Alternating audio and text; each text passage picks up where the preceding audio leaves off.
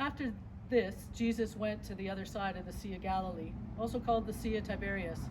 A large crowd kept following him because they saw the signs that he was doing, what he was doing for the sick.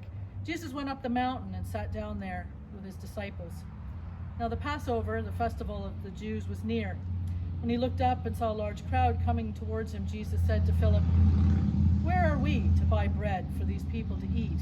He said this to test him, for he himself knew that he was going to do.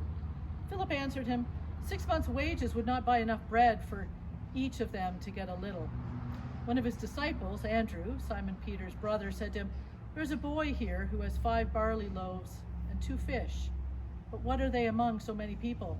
Jesus said, "Make the people sit down." Now there was a great deal of grass in the place, so they sat down, about 5,000 in all. And Jesus took the loaves, and when he had given thanks, he distributed them to those who were seated. So also the fish, as much as they wanted. And when they were satisfied, he told the disciples, "Gather up the fragments left over, so that nothing may be lost."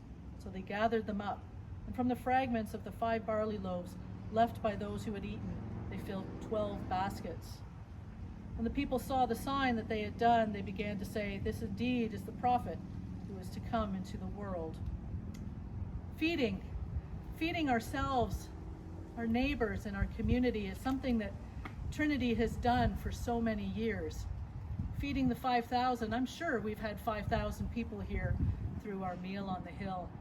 I'm sure that we will continue to feed the community of Trinity Durham and the community of Durham itself and the surrounding area with our open doors and our open hearts and our open minds.